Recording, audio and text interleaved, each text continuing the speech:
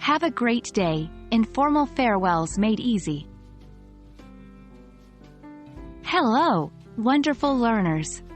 We're so happy to have you join us today. In this video, we're diving into the world of informal farewells, specifically focusing on a common phrase you've likely heard before. Have a great day.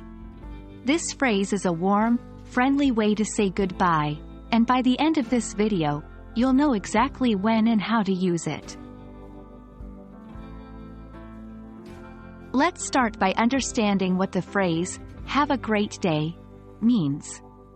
As an informal farewell, "have a great day" is a phrase used when parting ways and expresses a wish for the other person to enjoy their day. It is an excellent example of a farewell based on the time of day, as it is generally used during morning or early afternoon interactions. So, when should you use "have a great day"? This phrase is incredibly versatile and can be used in numerous contexts. It's most commonly used in casual settings. For example, after a coffee chat with a friend, or concluding a conversation with a store clerk. However, in professional settings, you can also use it to wrap up a casual conversation with a colleague or even at the end of an email or meeting. There are many variations of the phrase, "have a great day," that you might also find useful.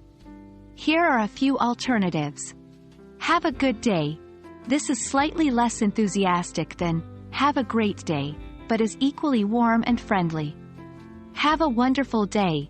This version carries a similar meaning but adds a touch more formality and enthusiasm.